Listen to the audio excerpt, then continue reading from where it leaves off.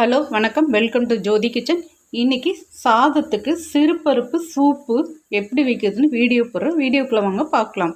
இதுக்கு தேவையானது பாசிப்பருப்பு ஒரு அரை டம்ளர் எடுத்து பூண்டு மஞ்சத்தூள் போட்டு நல்லா வேக வச்சுக்கோங்க. குக்கரில் வேக வைக்கக்கூடாது, தனியாக தான் வேக வைக்கணும். ஏன்னா குக்கரில் வச்சிங்கன்னா கூலாட்டு ஆகிடும். அதனால் தனியாக தண்ணி ஊற்றி வச்சிங்கன்னா ஒரு 10 நிமிஷம் மூடி வேண்டியதில் சீக்கிரம் வெந்துடும். இப்போ எண்ணெய் ஊற்றியாச்சு. கடுகு பொரிஞ்சிட்டு இப்போ சீரகம் போட்டுக்கோங்க.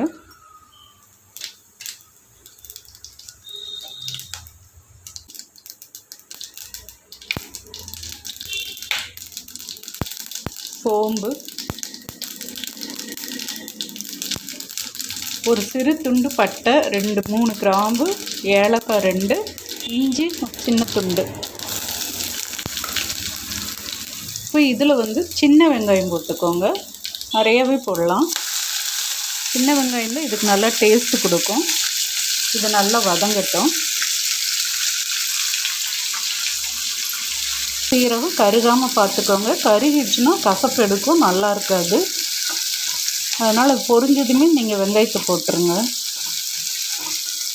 இது நல்லா வதங்கட்டும். காரத்துக்கு 2 பச்சை மிளகாய், 3 வரமிளகாய்.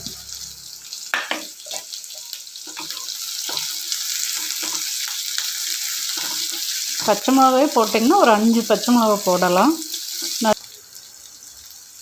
பாருங்கள், வெங்காயம் வதங்கிடுச்சு. இப்போ தக்காளி போட்டுக்கலாம்.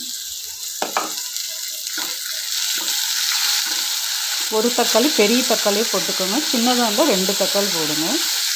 புளியெல்லாம் ஊற்ற வேண்டாம்.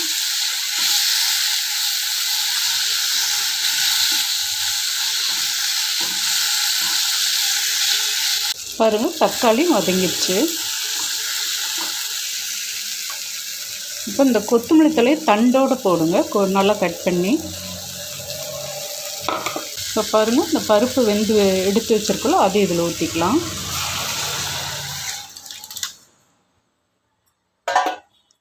உப்பு போட்டுக்கோங்க. 2 கொதி வந்தோடனே நீங்கள் இறக்கி வச்சிடலாம்.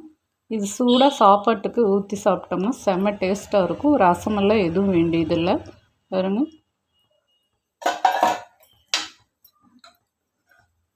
இந்த மாதிரி இருக்கணும். கொஞ்சம் தண்ணியாட்ட, அப்போ தான் நல்லாயிருக்கும். நீங்களும் இது மாதிரி செஞ்சு பாருங்கள். 2 கொதி வந்தோடனே ஆஃப் பண்ணிடுங்க. நன்றி, வணக்கம்.